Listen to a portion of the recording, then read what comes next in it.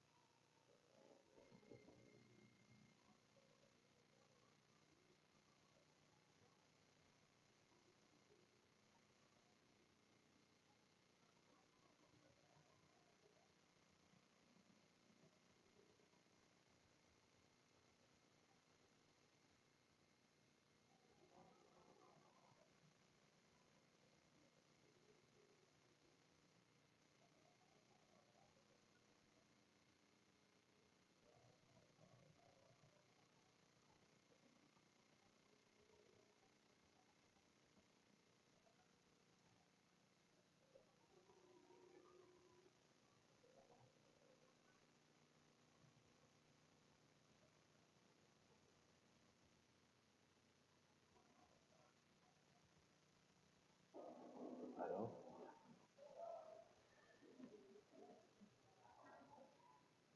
O sea, ¿estamos listos?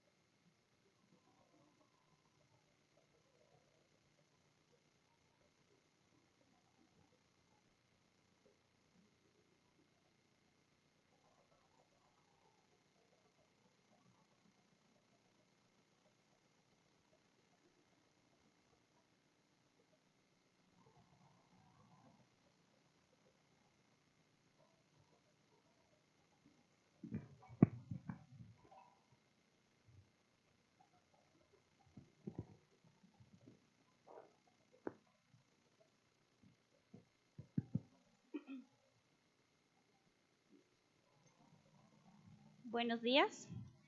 Saludos a los presentes, directivos, compañeros, miembros de la comunidad universitaria, señoras y señores. Bienvenidos a la penúltima conferencia técnica organizada por la compañía Hidalgo Hidalgo, espacio para el intercambio de conocimientos en el área de la construcción. La posibilidad de tener acceso al agua ha sido siempre un sueño del ser humano, desde tiempos inmemoriales. Para el pueblo de Cayambe, Tabacundo y las comunidades vecinas, este sueño comenzó en el año de 1907 con el presidente general Eloy Alfaro, quien concibió un proyecto cuyo objetivo era la dotación de agua para dichas zonas. Sin embargo, este sueño se hizo realidad 100 años después, gracias a la tenacidad y al esfuerzo decidido de la compañía Hidalgo Hidalgo. Proyecto de considerable complejidad que traerá múltiples beneficios para todas las familias que vislumbran ahora un futuro prometedor al tener a su alcance la posibilidad de acceder a nuevas oportunidades de trabajo, riego y mejores cosechas a través del soñado embalse. Sin más que decir, es un honor para la compañía recibir en esta oportunidad al ingeniero Castillo, Ingeniero civil, graduado en la Universidad Central del Ecuador, nacido en la ciudad de Loja el 4 de marzo de 1956. Cursó sus estudios superiores de magíster en Planificación y Dirección Estratégica en la Escuela Politécnica del Ejército, diplomado en Gerencia de Proyectos, Planeación, Programación y Control de Obra por la Universidad Nacional Autónoma de México y diplomado de Alta Gerencia por el Instituto de Altos Estudios Nacionales. Entre sus cargos más representativos están el haber sido asesor de la presidencia del Directorio de Fondos de Solidaridad, miembro principal de los directorios de las empresas eléctricas Ambato y Azogues, director superintendente del proyecto habitacional El Retorno en Ibarra, gerente técnico de Fibrar Constructora Comercial, gerente comercial de la empresa eléctrica Regional Norte, gerente general de la empresa Improconsulto, gerente general de la compañía de investigación Indexa, director de Obras Públicas del Consejo Provincial de Imbabura, superintendente de apertura de las vías El Cercado San Pedro y ha desempeñado funciones como diseñador, constructor y fiscalizador de varios proyectos a nivel nacional. El ingeniero Castillo se ha caracterizado por su capacidad de dirección, creatividad, disciplina y pasión en su profesión. Ha acompañado a la empresa Hidalgo desde el año de 2006 como superintendente general del proyecto de reconstrucción y mejoramiento de la vía Sevilla de Oro-San Pablo, superintendente general del proyecto de ampliación y mantenimiento de la carretera Loac-Santo Domingo, superintendente de la prolongación sur de Avenida Simón Bolívar, tramo B y de la rehabilitación de la misma vía, superintendente regional del proyecto de agua potable Pesillo-Imbabura, superintendente regional del proyecto de riego Tabacundo, entre otros. Escuchemos entonces la conferencia del ingeniero Fabián Castillo Aguirre, quien abordará el tema Proyecto de riego Tabacundo. Un aplauso, por favor.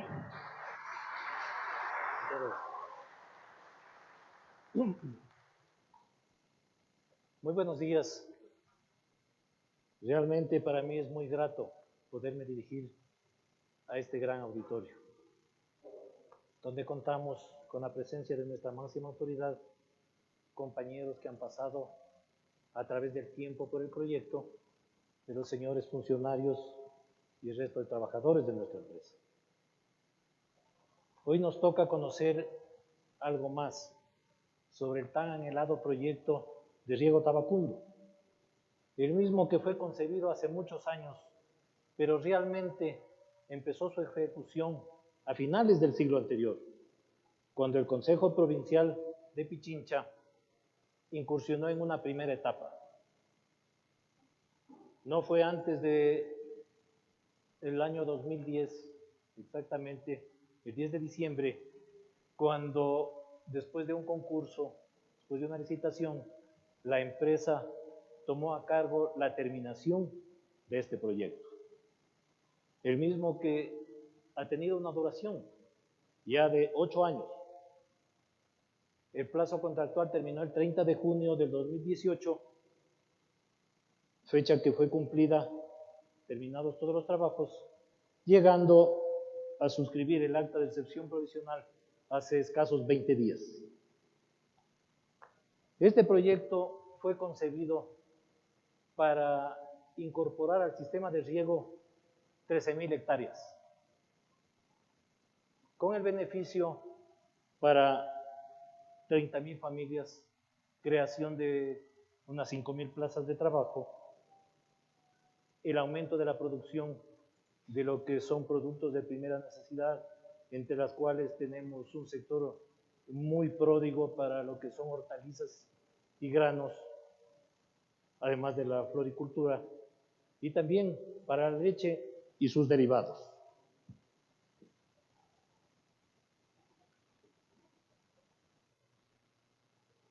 Este proyecto estuvo concebido con unos recursos hídricos realmente limitados. Se realizaron las captaciones de los ríos Arturo Boquerón y San Pedro, más el aporte del río Azuela, que nace justamente en la laguna de San Marcos, y más el aporte del agua de infiltración que sale por el drenaje del túnel se llega aproximadamente en un promedio de 2.8 metros cúbicos por segundo, insuficiente para llegar a las 13.500 hectáreas, incluso todavía con un mayor déficit cuando se integra este proyecto y tendrá que dotarse de estas aguas de 700 litros por segundo para el proyecto de agua potable de Sillo-Imbabura. Existen alternativas a futuro de captación de nuevos ríos y nuevas vertientes orientales. Estas son captadas en las estribaciones del volcán Cayambe. Estudios preliminares han determinado que se podrá captar alrededor de unos 2 metros cúbicos adicionales por segundo. Esto será en una etapa que después el organismo provincial o alguna institución encargada del funcionamiento del proyecto tendrá que necesariamente implementarlo. Es así que el trabajo de captación empieza en la parte superior, en unas cotas que aproximadamente van desde la 3.450 a la 3.465.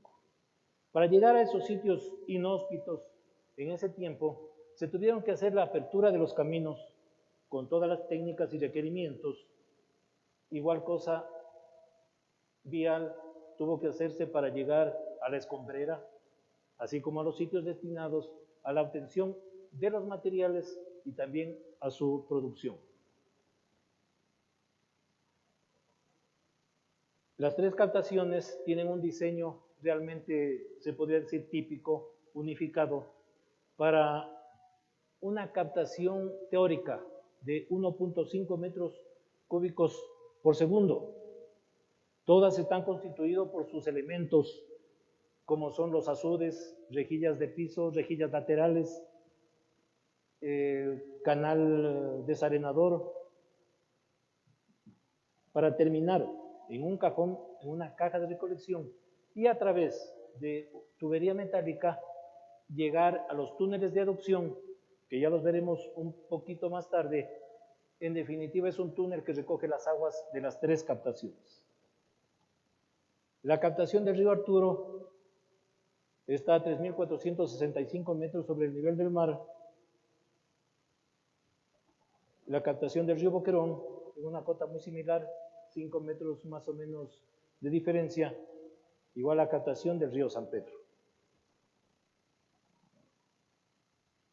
Desgraciadamente, existen improvisaciones y muchas veces los estudios no llegan a la profundidad que deben tener. Es así que con una inusual crecida de hace 2 años y medio, se vieron afectadas las captaciones del Arturo y del San Pedro, además de la destrucción de caminos con pasos de agua y alcantarillas que obligaron, por nuestro pedido, a la entidad contratante a tomar precauciones en lo que es realizar obras de protección aguas arriba en los lechos de los ríos, por el arrastre de grandes cantidades de material pétreo en tiempo de invierno.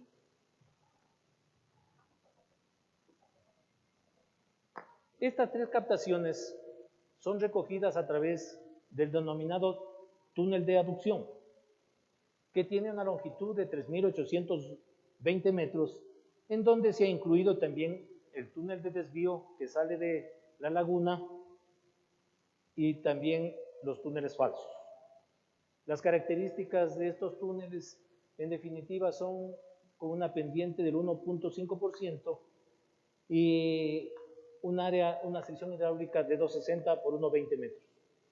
Es importante tener en cuenta que estos túneles se construyeron en un sector con una gran cantidad de agua subterránea y también con gran cantidad de los tipos de materiales muy inestables, que obligaron a tomar medidas y obligaron a hacer rediseños con elementos de reforzamiento y sostenimiento de las estructuras. Este, en definitiva, es el túnel falso. Aquí podemos ver en esta fotografía que va desde la captación del río Arturo a conectarse con el túnel de aducción. El túnel Arturo Boquerón, que tiene una longitud de 1.323 metros, a pesar de tener una capacidad de conducción de un mayor caudal,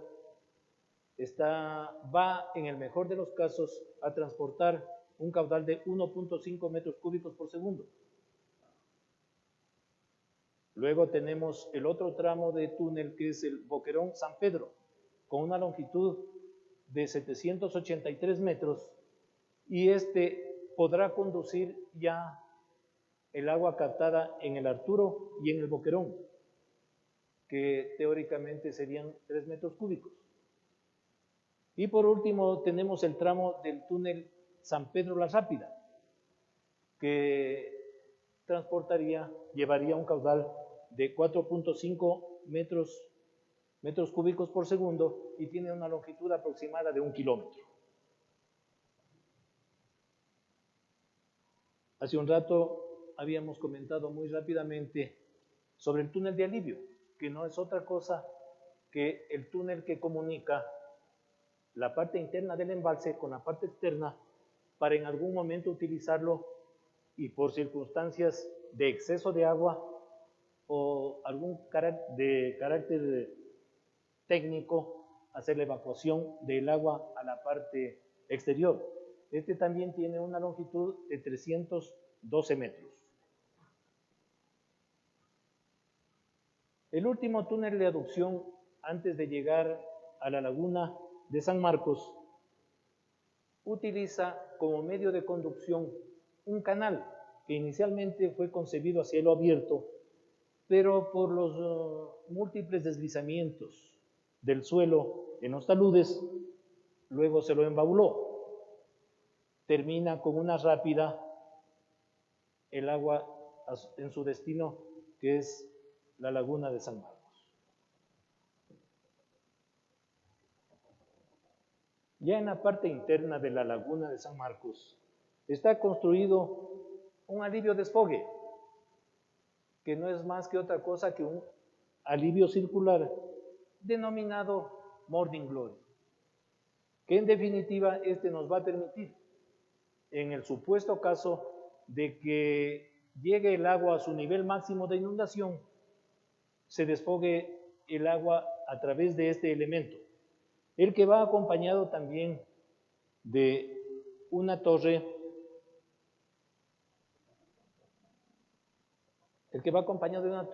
donde hay un sistema de compuertas para regular la cantidad de agua que se necesita evacuar. Asimismo, en la laguna de San Marcos nos vamos a referir a una de las obras más importantes del sistema, que es la presa de San Marcos, que es la que permite establecer las dimensiones y geometría del embalse para almacenar 10 millones de metros cúbicos de agua, inundando 42 hectáreas con una longitud de 744 metros y una altura de 17 metros, de los cuales la altura máxima de inundación serán 16 metros. El diseño original de la represa sencillamente era colocar material pétreo de diferentes granulometrías e ir compactando. Pero aquí no tomaron en cuenta un asunto muy importante que se refiere al tipo de suelo de cimentación sobre el cual iba a ir construida la presa. Es así que se utilizó, mediante un rediseño, un método denominado compactación dinámica. La presa está conformada por su núcleo central, que es impermeable, con dos refuerzos adyacentes de material filtrante, que también ese material filtrante está en la parte baja de la cimentación para recoger toda el agua que posiblemente se infiltre. El núcleo tiene una protección vertical con geomembrana Y por último, tanto el núcleo como los elementos de filtro están confinados con roca en forma de escolleras. La compactación dinámica del suelo de cimentación de la presa se efectúa con la finalidad de mejorar y uniformizar las características de densidad relativa del suelo. La incidencia es hasta una profundidad, en este caso de 11 metros, que por las determinaciones técnicas se considera los 2/3 de la altura. La presa tiene 17 metros, los 2/3 son aproximadamente 11 metros.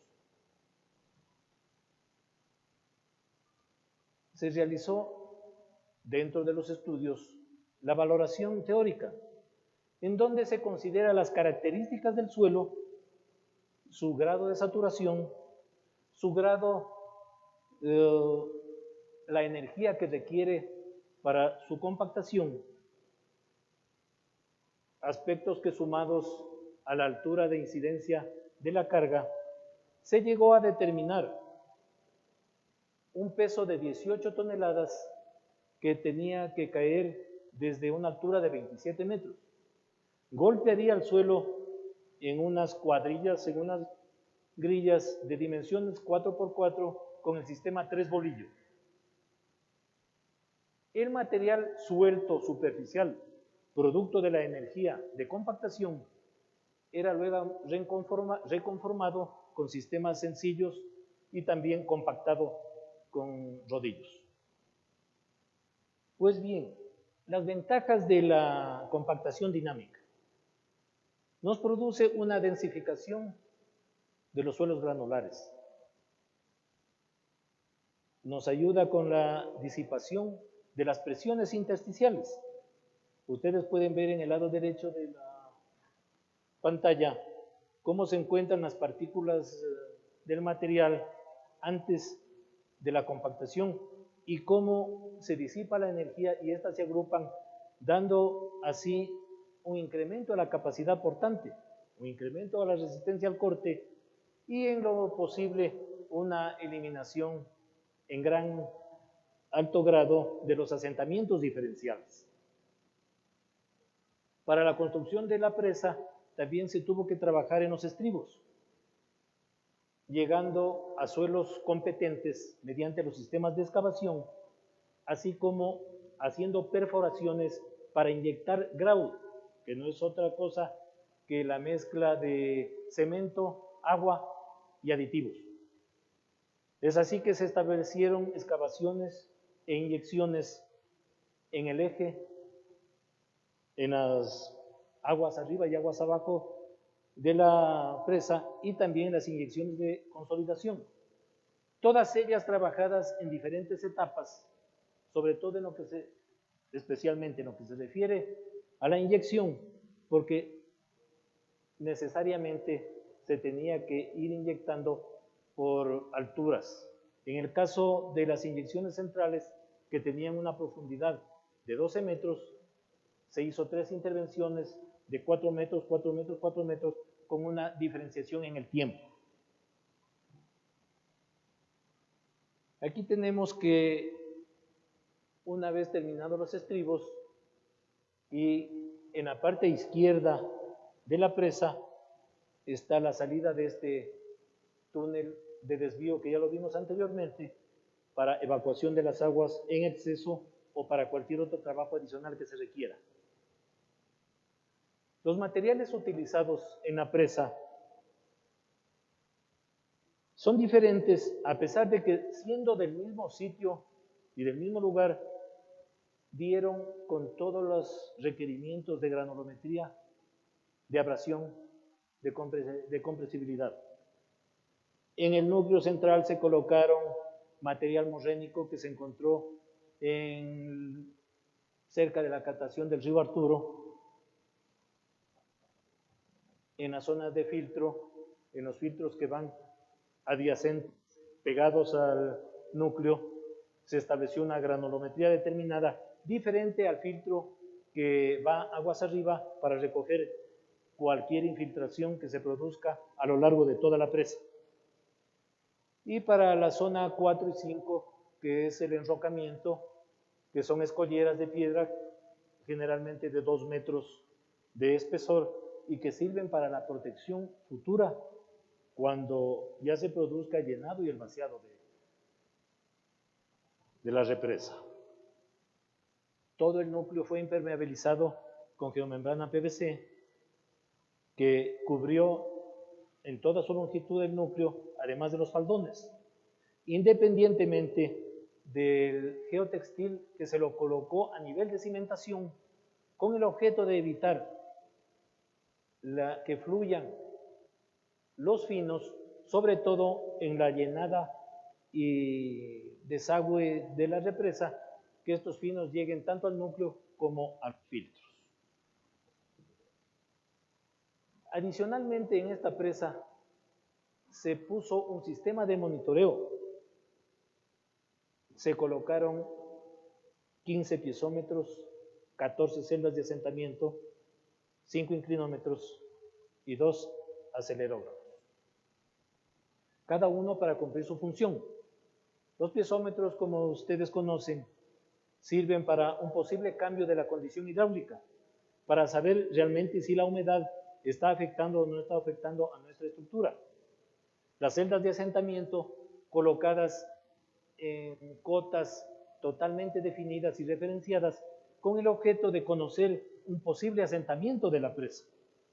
Los inclinómetros igual tienen una función para establecer si existen desplazamientos horizontales en el cuerpo de la presa, y también los acelerógrafos, que nos permiten monitorear cuando existen problemas de carácter sísmico, algunos problemas de carácter físico por deficiencias, llamémoslo así, en el llenado o falta de prolijidad en la manipulación del sistema del recurso hídrico. Con este monitoreo se logró determinar una curva básica, la curva base, que nos ha logrado tener datos muy certeros de que hasta el momento no existe asentamientos, no existe exceso de humedad y no ha pasado nada en la presa, a pesar de los sismos en menor intensidad que se ha sentido en ese sector. Estos datos también de esta curva base nos servirán sobre todo para cuando se produzca el llenado y el vaciado de la laguna. En la propia laguna de San Marcos se construyó la bocatoma y la torre de válvulas, que es el elemento por el cual el agua fluirá a través del túnel trasvase hacia el resto de elementos constitutivos del sistema, y por último a las redes secundarias, para de allí abastecer de este líquido a las propiedades que se encuentran bajo la cota de riego. En la torre de válvulas se colocaron 4 válvulas, 2 tipo mariposa y 2 tipo compuerta. Estos constituyen el primer sistema de regulación del agua que va a servir al sistema, de acuerdo a las precipitaciones que existan y a la cantidad que se disponga.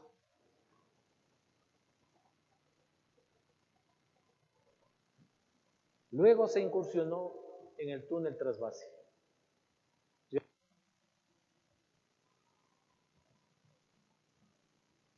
De mayores proporciones y mayor dedicación, por el tipo de contratiempos que se tuvo.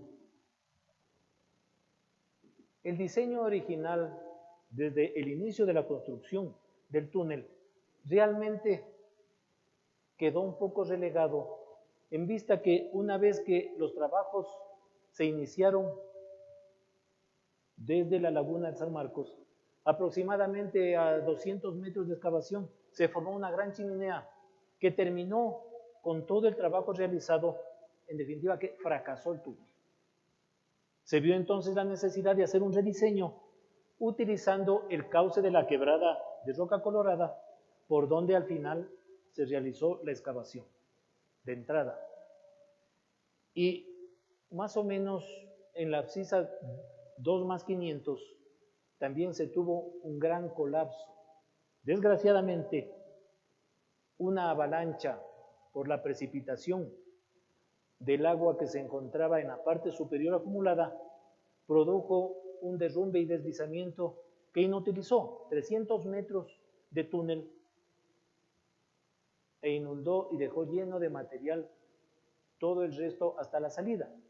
Es importante aquí conocer que el túnel en este tramo ya fue construido anteriormente por otra empresa, en un proceso inicial que realizó el Consejo Provincial de Pichincha. Aquí podemos ver nosotros que en la entrada, en la parte superior donde tenemos la línea punteada anaranjada, ese era el ingreso, que por los efectos de la roca incompetente tuvo que ser cambiada. Igual forma en la abscisa 2+800, hasta donde se podía utilizar el tramo de salida después de la catástrofe realmente que ocurrió, que desgraciadamente tomó la vida de 2 trabajadores nuestros. Allí fallecieron 2 trabajadores nuestros, que entregaron su vida para que este túnel pueda ser una realidad.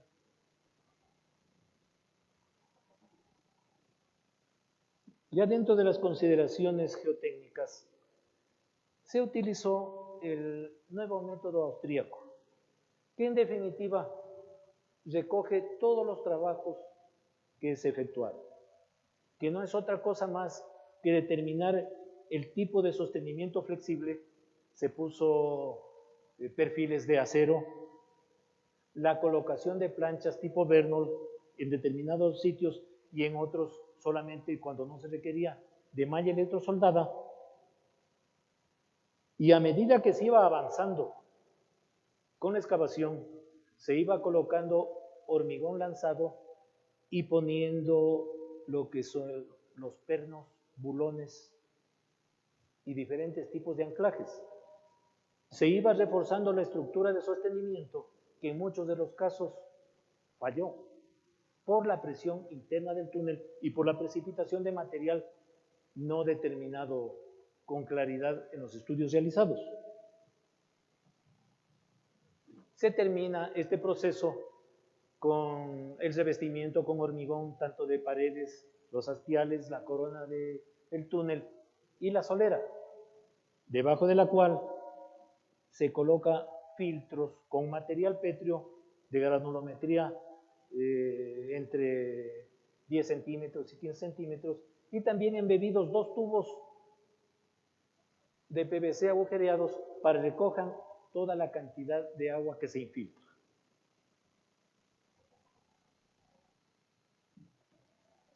En lo que respecta a los criterios de la clasificación de roca, los diseñadores utilizaron el método de Wieniawski, que es un método sencillo, pero realmente muy productivo y muy creíble, y que tiene 6 variables. Entre esas, la resistencia de la compresión de la roca intacta, la Rock Quality Design, que no es otra cosa más que el diseño de la roca con sus cualidades, saber las propiedades de la roca para, en función de eso, en función de los espaciamientos y condición de las discontinuidades, en una corrección de las discontinuidades y de la cantidad de agua subterránea, poder determinar teóricamente los tipos de suelos probables que nos vamos a encontrar en la excavación. Es así que se determinaron 3 tipos de suelos con características que los podía encasillar en cada uno de los sitios que les correspondía, llamados tipo A, B y C, siendo el C la roca más dura, donde pudimos trabajar de mejor forma y pudimos hacer un avance más acelerado. Perdiendo esas cualidades, la roca B, la roca A, y por último llegamos a una llegaron a determinar una roca fuera de clasificación, que en la clasificación de los parámetros para la determinación de los tipos, que van en números de 20 a 80, estas no se acercaban ni a una valoración de 15 puntos, debido a su baja consolidación, a alta fracturación e inclusive a la fluidez, fluía.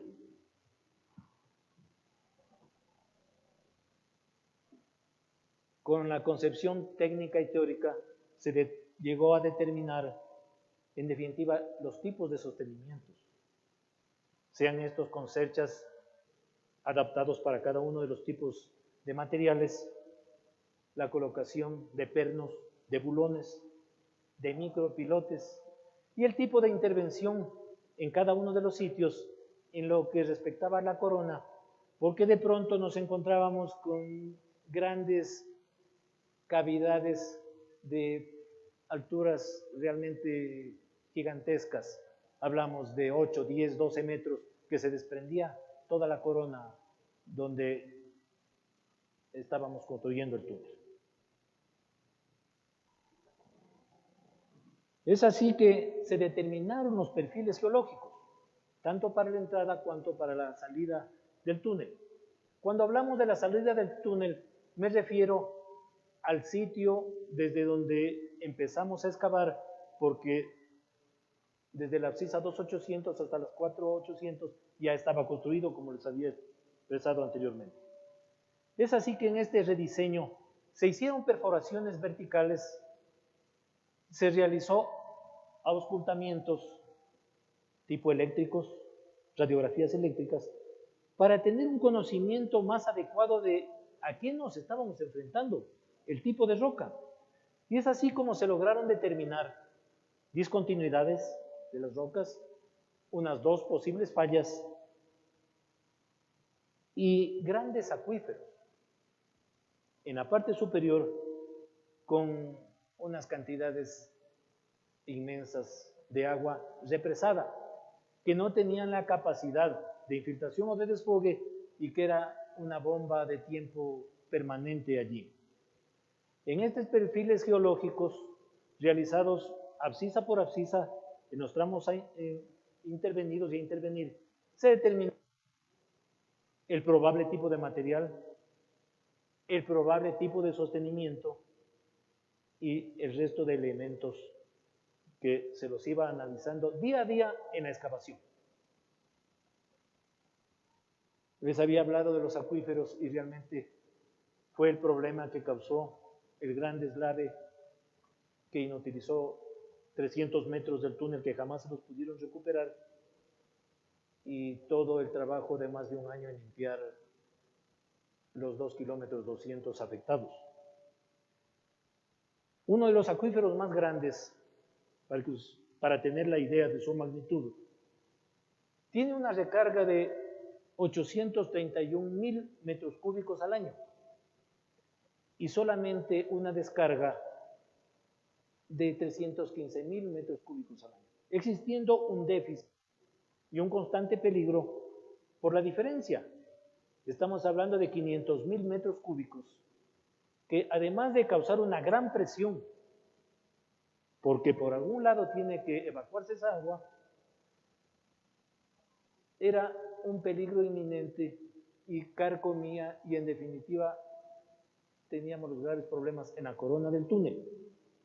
Se llegó a determinar teóricamente en la comprobación posterior ya física que esta agua ejercía una presión de 14 kilogramos por centímetro cuadrado, cifra conservadora superada en la realidad, así como la consideración de que se iba a tener unos 25 litros por segundo de agua que se iba a infiltrar en el túnel, también quedó realmente muy baja.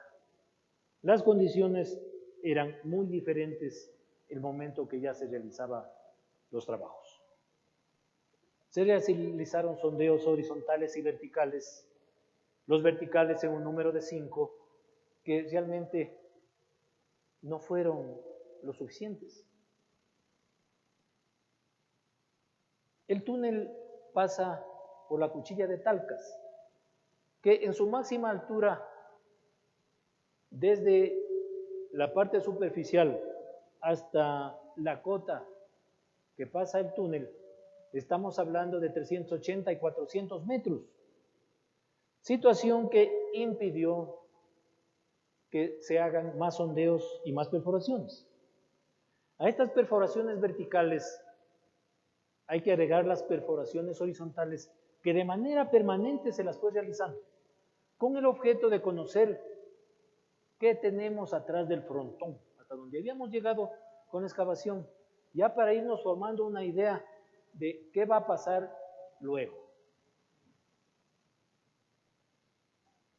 Aquí tenemos la excavación, los sostenimientos que, como ya conversamos anteriormente, se los fue adaptando y todos los días resolviendo de acuerdo al tipo de roca que se encontraba.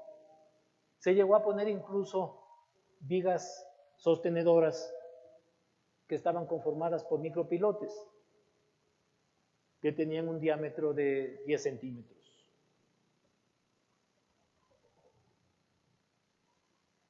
Para la metodología de excavación,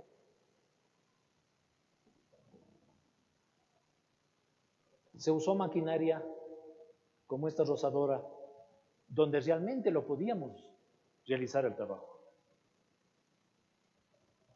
El resto del trabajo se lo hizo realmente manual, estableciendo los diagramas de tiro, que inicialmente en el rediseño contamos con un diagrama de tiro, el cual con el transcurso del tiempo tuvo que hacerse modificaciones en función del tipo de material que se encontraba, de la experiencia de los técnicos, geólogos y civiles que se encontraron todo el tiempo dentro del túnel. Y lo más importante, de la experiencia de los trabajadores perforadores, que sus años en el trabajo nos llevó muchas veces a recomendar la mejor forma de establecer el diagrama de tiro. Alguna vez me había permitido decirles, bueno, en el cuele, y yo creo que para que el cuele es la parte central, que para que se produzca el resquebrajamiento y la rotura del frontón, hay que dejar ciertas perforaciones sin explosivo. Y yo tenía una idea equivocada. Yo les había propuesto y les decía, dejemos por lo menos unos 3 o 4. Me dijeron, no, con 2 bien ubicados es suficiente, porque allí concurren los planos de falla y los planos por donde se empieza a disgregar el material. Esa es la experiencia de los trabajadores y de los técnicos encargados de este trabajo, que dieron todo su esfuerzo y dedicación en trabajos continuos de 24 horas al día. Establecimos 2 jornadas de 12 horas de un trabajo agotador, pero es la única forma de cumplir con los plazos y tiempos establecidos. Aquí tenemos, y muy sucintamente vamos a hablar del sostenimiento, sobre todo en el material fuera de clasificación, que a pesar de tener los mismos criterios para el resto de rocas, había que reforzarlo con otros elementos adicionales, entre esos los micropilotes, así como paraguas, ya con estructuras metálicas más reforzadas. Se llegó a poner incluso perfiles a manera de rigidizadores, pero que en definitiva evitaban tener absorbo del túnel. Aquí tenemos la colocación de paraguas, de micropilotes y los reforzamientos con vigas, realmente con perfiles IP, para no cumplir la función de los rigidizadores, que solamente son separadores de la distancia que van las cerchas, sino más bien para ayudarnos con el sistema de sostenimiento. Una vez terminados tramos de excavación, se debía proceder con el sistema de revestimiento e impermeabilización. Se fundieron con hormigón de 250 kilogramos por centímetro cuadrado los hastiales con hormigón lanzado de 300 kilogramos por centímetro cuadrado de la resistencia en lo que es la corona, y también con un buen hormigón para la solera, dejando establecido que debajo de la solera también se construyó el sistema de filtros para poder lograr evacuar una buena cantidad del agua que se infiltraba en el contorno del túnel.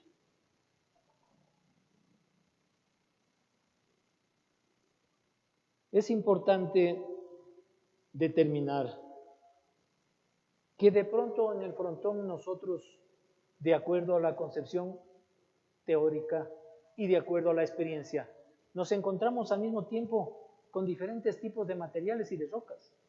Entonces había que ese momento tomar los correctivos y sobre todo dar las disposiciones más adecuadas, porque no podíamos darnos el lujo de consultar a los diseñadores. ¿Qué hacemos?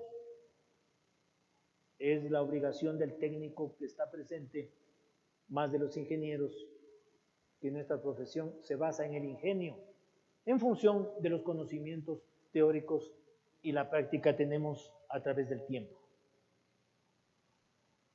El problema hidráulico realmente fue el talón de Aquiles del proyecto, en donde teníamos precipitaciones constantes y permanentes, pero en grandes cantidades y en grandes proporciones.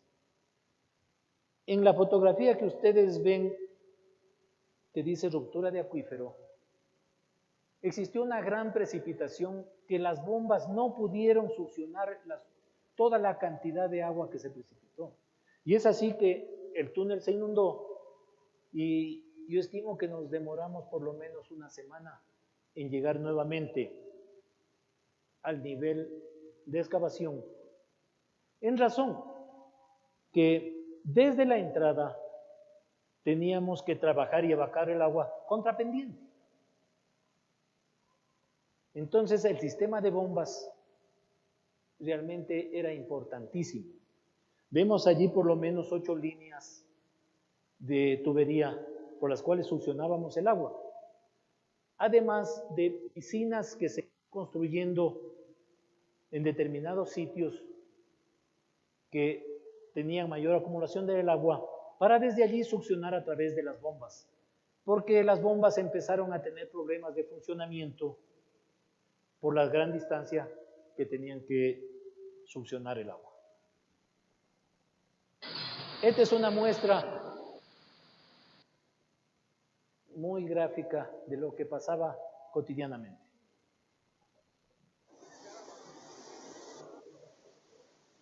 Se tuvo que tomar precauciones extremas para no tener problemas en el sistema de soldadura de las estructuras de sostenimiento, en este caso las cerchas, completamente independientes y con los equipos que no permitan que el trabajador realmente se quede carbonizado. Y esto fue de todos los días y todos los momentos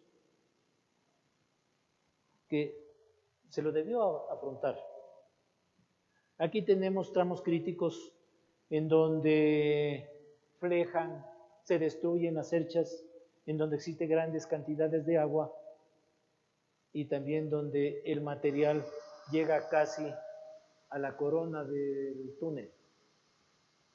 No teníamos que solamente evacuar agua, sino también el material suspendido allí, las rocas, producto de los derrumbes y de la gran cantidad de agua. Utilizamos rozadoras, rezagadoras, tragriles, martillos de pecho, martillos con pie de avance, un sistema de rezagadora ITC. Esta funcionaba en el tramo de entrada, cuyo damper realmente cumplía exactamente con las dimensiones de excavación del túnel. Así es que ninguna maquinaria adicional podía entrar simultáneamente. Se usó un buen sistema de ventilación y maquinarias adecuadas para no lograr la contaminación interna del aire. Se utilizó una locomotora eléctrica cuyos vagones nos servían para el ingreso de personal, ingreso de materiales y también para el egreso del material excavado. Se contó en boca de túnel en los dos frentes de trabajo con un sistema de generación adecuado para en ningún momento tener percances. Existe el equipo adicional como son las bombas de lanzado, los mixers, las excavadoras, los compresores que se los utiliza diariamente. Después de todo este proceso, llegó un 12 de diciembre del 2016, cuando pudimos unirnos los dos frentes de trabajo. Por suerte, fue una unión realmente milimétrica, en que no tuvimos desplazamientos. Entonces, el trabajo realizado de topografía diario, porque diario se llevaba el control, coincidían exactamente los dos frentes. Fue un momento grato, porque por fin llegó el día.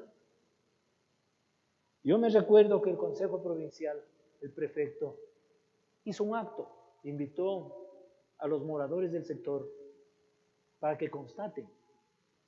Y se hizo un simbólico acto en la abscisa 2+500, exactamente donde se produjo el gran deslave, en donde existió siempre una gruta de la Virgen del Cisne, al cual los trabajadores se encomendaban todos los días, y nosotros que no entrábamos todos los días también nos encomendábamos, porque era un peligro inminente. Pero la anécdota de esto es en definitiva que mientras se realizaba el acto, empezó a salir una gran cantidad de gente del sector que había ingresado por la entrada, había ingresado por la laguna de San Marcos para recorrer todo el recorrido del túnel, porque realmente no creían. Fue un día importante, pero era un día más en la construcción, a partir del cual teníamos que seguir con las obras de revestimientos y conformar los niveles exactos para la solera. A la salida del túnel tenemos dos captaciones. La una para un tanque para el proyecto Pesillo-Coinoa, que es un proyecto complementario al del canal de riego, y también una captación futura para 700 litros por segundo para el proyecto Pesillo-Imbabura, para el proyecto de agua potable Pesillo-Imbabura. Ya a la salida del túnel trasvase, el agua sale por una rápida y se va a depositar en el lecho, en el cauce del río La Chimba.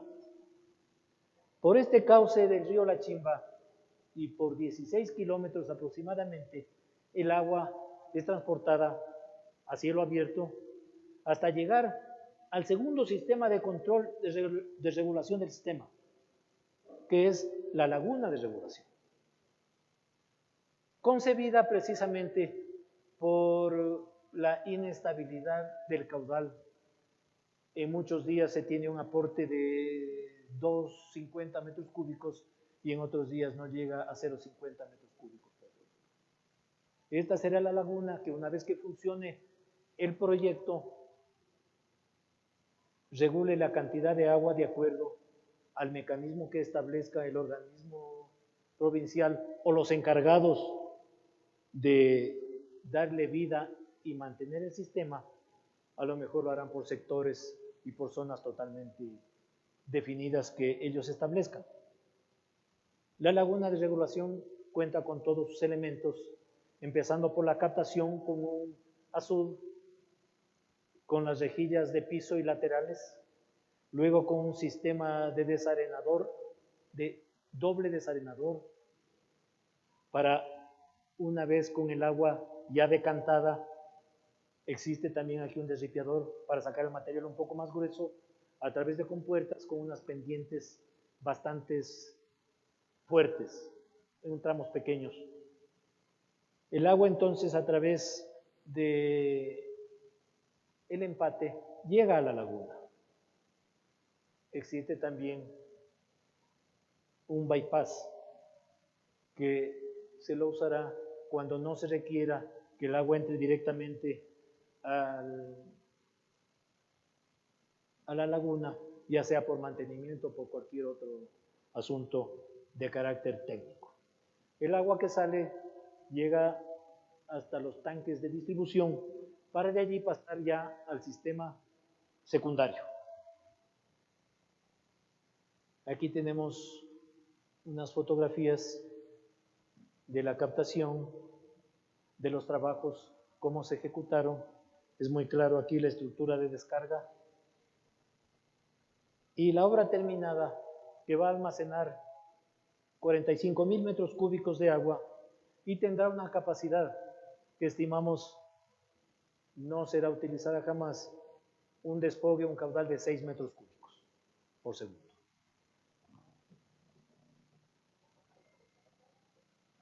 Habíamos hablado del proyecto Pesillo Coinoa, que es parte integrante del proyecto Tabacundo, en razón de que capta 300 litros de las aguas de este proyecto y 120 litros por segundo de la captación que se la construyó en el río Chahuancorral, mucho más arriba de lo que es el campamento.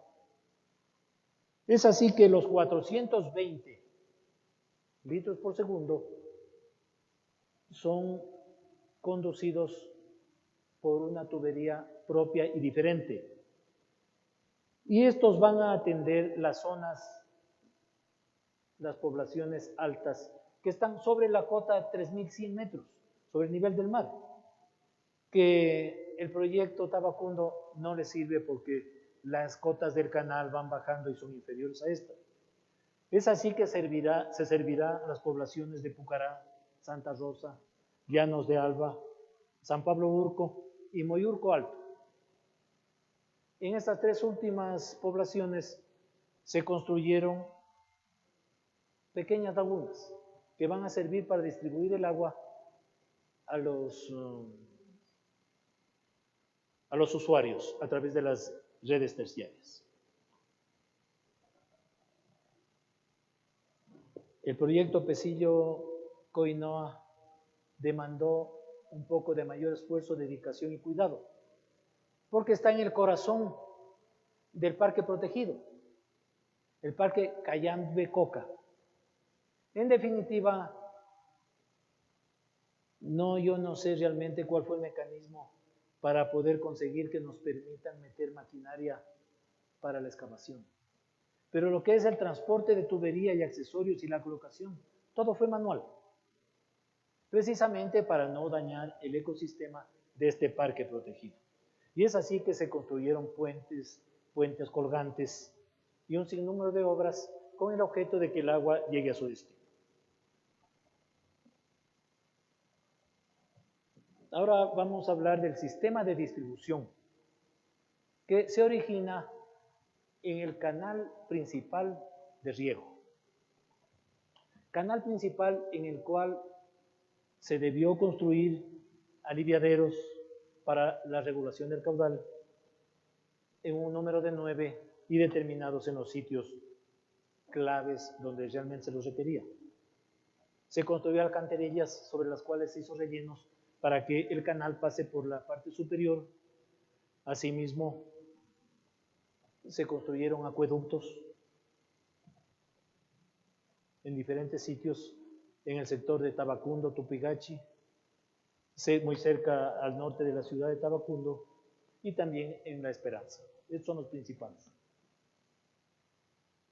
Como una parte importante del sistema de distribución, tenemos el túnel Cochasquín, en donde llegaba el canal, salía el canal, pero se había hecho solamente una incipiente excavación para conformar el túnel, el cual también tuvo que ser intervenido por la empresa en una longitud prácticamente de 2 kilómetros, en donde además de colocar los elementos de reforzamiento,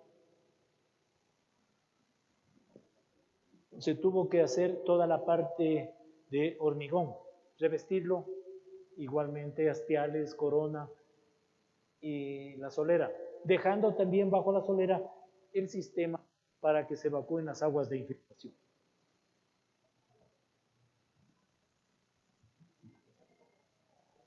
El canal principal, que tenía muchos años de construcción, realmente estaba abandonado. Entonces, para la colocación de compuertas y de todas las obras adicionales que se requirió hacer, hubo que rehabilitar los caminos, rehabilitar las plataformas, y en los determinados sitios donde habían colapsado tanto paredes como la solera del canal, hacer su reposición. No había el sistema de evitar la infiltración del agua porque no se encontraban colocadas las juntas entre los paños de fundición. Es un trabajo que también lo realizamos porque es necesario, indispensable, si no el canal hubiera tenido a futuro el mismo comportamiento que lo tenía hasta ese momento. Por 2 ocasiones realizamos la limpieza de todo el canal. El canal, después de recorrer aproximadamente 67 kilómetros, llega a su última instancia en la población de Machinguí, en donde se construyó un cajón disipador con una salida, con una tubería de PVC de 500 milímetros que va a desfogar en una quebrada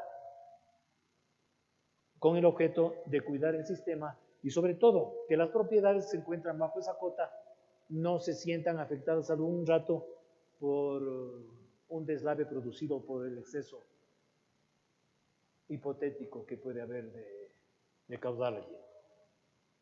A lo largo de todo el canal se recubrieron los taludes con geomembrana de fibras de paja y coco, que en ciertos lados tuvieron una revegetación natural y en otros lados hubo que poner las plantas nativas, las que realmente prenden y crecen en el sector. Se realizaron cruces de vías tanto en la Panamericana cuanto en caminos vecinales, obras secundarias, incluso en los cruces donde se pasaba por la línea de ferrocarril. Del canal principal tenemos 59 captaciones que conforman la red secundaria.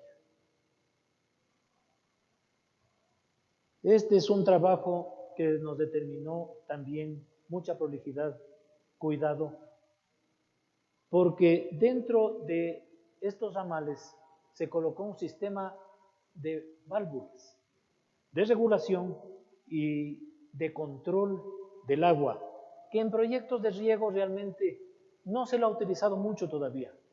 Pero este es un sistema que cuando se lo concibió era pionero. Regular el caudal a través de válvulas para que a las redes terciarias llegue la cantidad exactamente que se tiene que distribuir.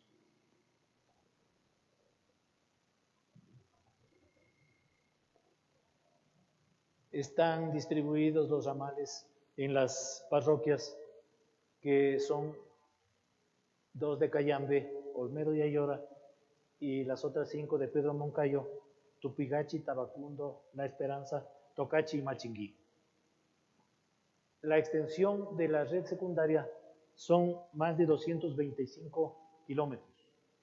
Es un trabajo también que se lo efectuó en el transcurso de los años. Para la conformación de las redes secundarias se realizaron excavaciones de zanjas a cielo abierto, socavones, pasos elevados, puentes. Tenemos que referirnos un momento al sistema de válvulas, que en definitiva son 7 válvulas que conforman el sistema de regulación.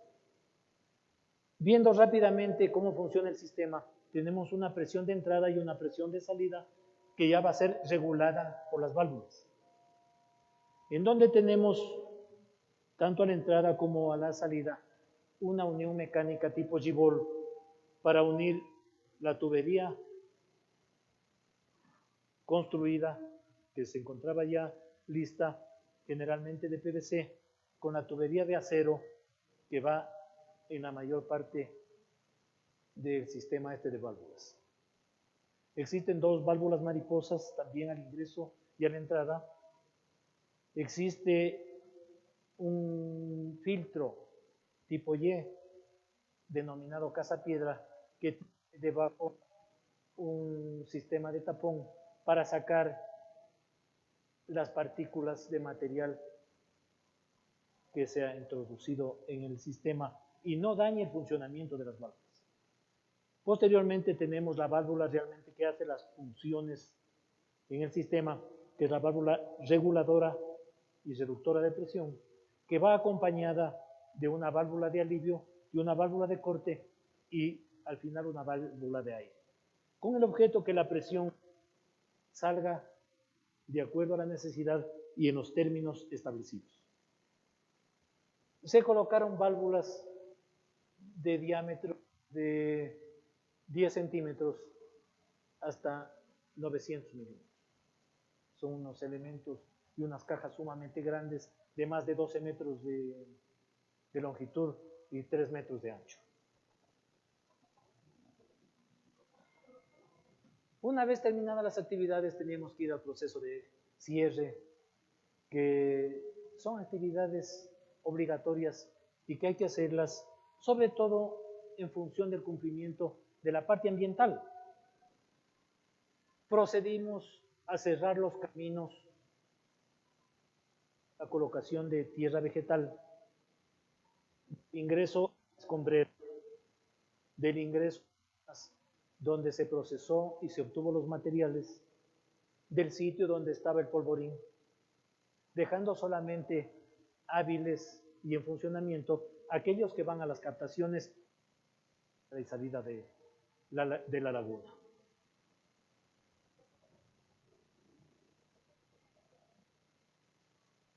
El aporte a la comunidad fue constante. Realmente la empresa era un comunero más. Cuando adquirieron el terreno, lo hicieron con ese criterio. En definitiva, somos unos más, con las mismas obligaciones, y eso nos obligó a estar presentes en Mingas y en el apoyo oportuno a la comunidad. Como un aporte adicional, se deja 3 estaciones meteorológicas, una en la laguna de San Marcos, otra en la laguna de Regulación y otra en el de Cochasquí, con el objeto de tener parámetros constantes, no solamente de lo que es la lluvia, sino el viento, la velocidad, y parámetros que nos ayudan y un poco pasar, si es que uno prolonga mucho un estiaje. Se aportó en la vialidad, en los caminos de acceso y también en los arreglos de los caminos comunitarios. Se hicieron actividades con la comunidad, se dictaron cursos, se realizaron actividades lúdicas, agasajos navideños. En fin, la empresa siempre estuvo presente. Y ese fue uno de los del proceder que en definitiva evitó que se tenga mayores confrontaciones con los pobladores del sector, que es gente que hay que tratarla con pinzas porque se creen afectados en sus territorios, en sus propiedades, en sus creencias. La gestión ambiental, como comentábamos, por tratarse de un parque protegido, fue más exigente. Cumplimos a satisfacción el estudio de impacto ambiental, el manejo del el plan de manejo ambiental, los cierres y retiros de maquinarias, de personal y de las obras, en razón de que existió también una comisión conformada por el Ministerio del Ambiente, por el Consejo Provincial como entidad contratante, por representantes de las comunidades locales que estuvieron todo el tiempo de la construcción, incluso todavía siguen en funciones, viendo que los trabajos no les haya afectado el medio ambiente y su forma natural de vivir. Es así que para evacuar el agua que salía producto de las excavaciones y por las infiltraciones en los túneles, se debió construir piscinas de sedimentación, cuyos lodos al final fueron sacados y entregados a un gestor calificado en el Ministerio del Ambiente para que les realicen su tratamiento que corresponde. Se realizó la limpieza de la laguna en una gran parte de su periferia, así como el cauce de los ríos que tenían materiales inadecuados, no producto de los trabajos, sino por el descuido de tantos años atrás. Ya vimos que se realizó la revegetación de los taludes y de todas las áreas intervenidas. Alrededor de 1000 hectáreas se realizó este trabajo. Les comentaba, los lodos y materiales que podían lograr alguna contaminación fueron entregados a gestores calificados. De manera permanente se realizaba la limpieza de vías, la limpieza en los campamentos y los desperdicios sólidos se los llevaba al botadero que tiene el municipio de Cayambe a través de la junta parroquial, que era la encargada de realizar ese trabajo a cambio de una remuneración mensual. Realmente los intentos no fueron vanos. Clasificábamos el material de acuerdo a su tipo de procedencia, pero ese material en las fundas diferentes de colores y por el material que llevaban adentro, todas subían al vehículo y todas eran botadas en el mismo sitio y no existe clasificación actual. Sin embargo, eso no dejó que nosotros cumplamos con nuestro compromiso social.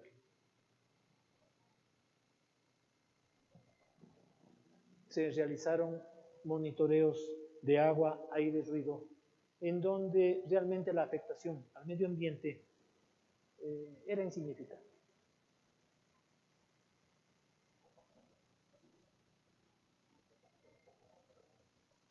Estas laminitas las vamos a pasar muy rápido para no cansarlos, en donde se ve las obras, cómo estuvieron inicialmente y cómo se encontraron prácticamente en el tiempo que se terminó su construcción.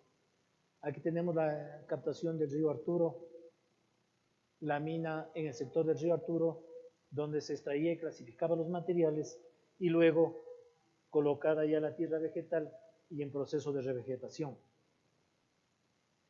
Cómo fue la captación del río San Pedro y cómo está ahora la presa San Marcos en su inicial momento de construcción y cómo se encuentra ahora la rápida en la laguna de San Marcos, la captación de la entrada al trasvase, la laguna de regulación, el canal principal, como ustedes ven, estaba totalmente asolvado. Limpiezas como estas tuvimos que hacer en 2 oportunidades, en un periodo de 2 años de diferencia entre la una y la otra. El estado de las vías, si bien nosotros no aportamos directamente con lo que es adoquines, pero dimos el apoyo en lo que es mano de obra y muchas veces con la maquinaria en la conformación y también generalmente en el control del polvo. Los acueductos como fueron y como están, los taludes. Este proyecto realmente, a pesar de todos los bemoles que ha tenido, pero ha dado grandes satisfacciones, porque nos logró conectar nuevamente con esa pródiga naturaleza, en donde disfrutamos, seguimos disfrutando de paisajes, de regalos de la naturaleza. Aquí lo tenemos al volcán Cayambe, que es un testigo presencial, que días se deja ver y días no se deja ver. Porque hay días y temporadas que pasa totalmente nublado. La laguna de Son Marcos también, que es una belleza natural. Atardeceres y anocheceres en nuestras entradas y salidas de jornadas de trabajo, con paisajes hermosísimos. El Parque Nacional Cayambe, la flora y fauna silvestre muy rica.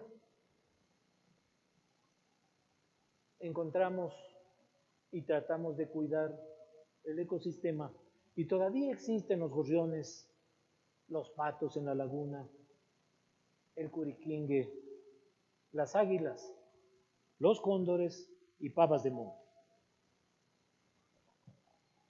También existen otros animalitos como la danta y también el lobo andino.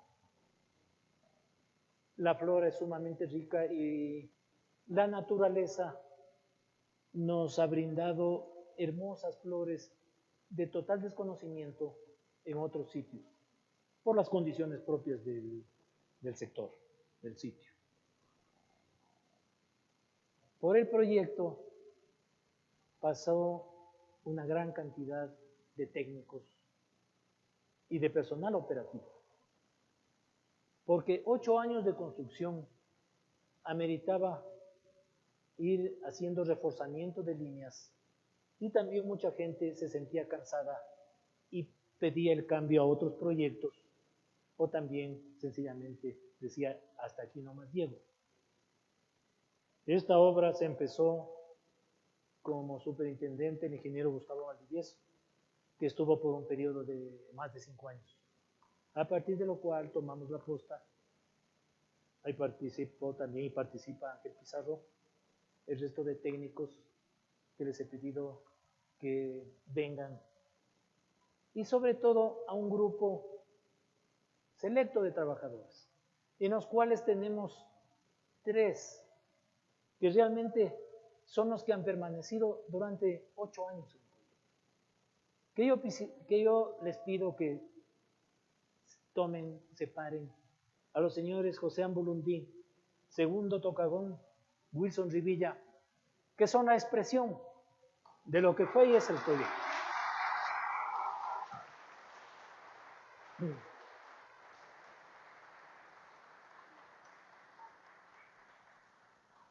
En ellos, muchas gracias, en ellos está representada la fuerza laboral de la empresa.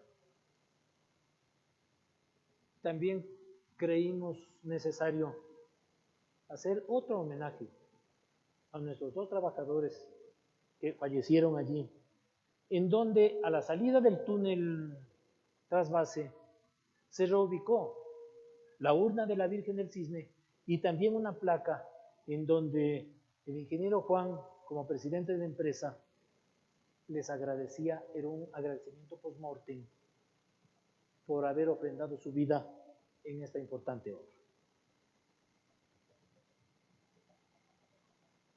Una toma muy rápida de las instalaciones del campamento y de una parte de la maquinaria que se utilizó.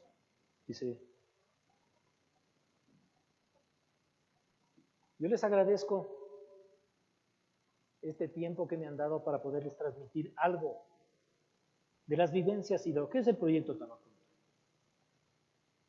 que ha coincidido con los 50 años de vida de la empresa, que empezó con la atinada dirección y ejecución del ingeniero Julio Hidalgo y continuó con el ingeniero Juan Hidalgo, actual presidente y representante de la empresa. Hablar de 50 años realmente son palabras mayores, porque una empresa puede durar y perdurar a través del tiempo, pero sin dejar al lado el criterio de sostenibilidad y sustentabilidad. La sustentabilidad no es otra cosa, sino que satisfacer las necesidades de la población actual sin hipotecar los recursos y las decisiones de generaciones futuras. La sustentabilidad se basa en 3 pilares fundamentales, que es el social, el ambiental y el económico. En el social, la empresa realmente es un ejemplo por el trato hacia el trabajador y por la forma en que los conceptos y criterios se los ha ido transmitiendo. Tenemos un cliente interno, que son los trabajadores, que es la fuerza laboral, realmente contenta y satisfecha y que no quieren irse de la empresa. Y tenemos también satisfecho el cliente externo, que es en definitiva a donde llega el servicio y que todas las obras que construye la empresa, una vez ya puestas al servicio de la comunidad, realmente dan el fruto como fueron concebidas. Estos 50 años es producto realmente de un trabajo tesonero, diario, en definitiva de no quedarse parados ni quietos ante un posible desliz, tropiezo o fracaso. De lo que más se aprende es de los tropiezos. Lo importante es no volverlos a repetir. Pero más importante es la concepción, la formación, el aprendizaje y el perfeccionamiento que todos debemos llevar todos los días. Pues nosotros nunca debemos bajar la mirada del objetivo, siempre con la frente en alta. Pues nunca debemos tener reticencia u oposición al cambio. El cambio es lo más saludable en las instituciones. Hay que impulsarlo y hay que hacerlo. Se necesita un reinvento, un revivir diario, tanto personal como institucional. Se necesita reinventarnos todos los días, ser nosotros la mejor versión de nuestra vida, aquilatando los conocimientos y experiencias anteriores y mirando el futuro a donde vamos a llegar. En este reinvento, que no es novedad en el asunto de administración y que las personas y las instituciones, las empresas los llevan, es así que las empresas que nos proporcionan productos de uso diario, generalmente al año, 2 años, ellos mismos matan su producto para sacar uno con su misma marca, pero con otras características, mejorado. Eso es lo que nosotros tenemos que propender todos los días. En definitiva, debemos creernos muertos por la noche para renacer al otro día con más bríos y más intenciones de poder cumplir nuestros deberes. Muchas gracias por su atención.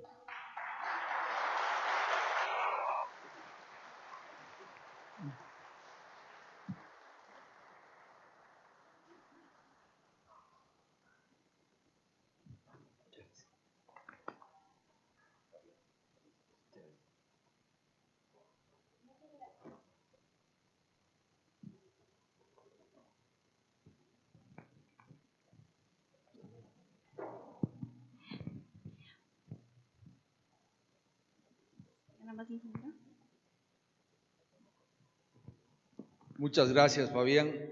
Y realmente yo quería acotar una sola adicional, 2 en realidad. El túnel que ustedes vieron, si tienes una imagen del Cayambe, creo que al último estaba,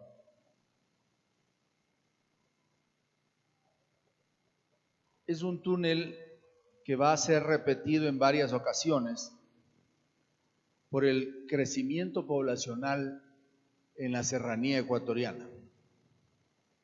Este túnel cruza por debajo del Cerro Cayambe. Trae aguas de la zona oriental donde hay mayores precipitaciones hacia la zona central de la sierra donde hay menores precipitaciones y mayor sequía. al crecer la población en la sierra, de una manera vertiginosa, de hecho hoy somos el país más densamente poblado de América Latina, tenemos que buscar otros sitios de cruces de agua. En la zona de Tungurahua, de Cotopaxi, es fundamental volver a implementar este tipo de trasvases de agua para llevar aguas de los ríos Napo hacia Cotopaxi o del Zamora hacia las zonas centrales. Este tipo de proyectos no son fáciles.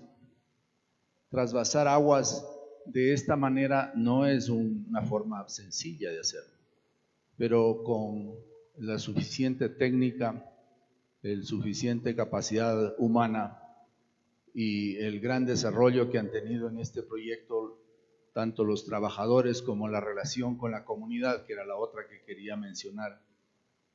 La gran relación con la comunidad, ahí vivió doña Tránsito Amaguaña, justo a la entrada del proyecto y del campamento. Y al inicio del proyecto todavía estaba viva doña Tránsito. Y tuvimos la oportunidad de saludarla. Y ella nos recomendó, ayúdennos con el agua, dijo, ayúdennos. Y creo que gracias a ustedes, los trabajadores, los técnicos y la empresa, ahora esto es una realidad. Muchas gracias, Fabián.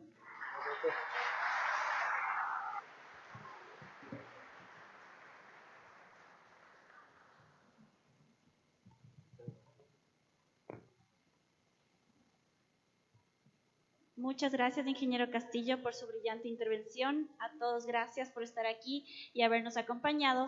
Y los esperamos para la última conferencia organizada por los 50 años de la compañía Hidalgo Hidalgo, que se desarrollará el próximo lunes 11 de marzo. Buenas tardes.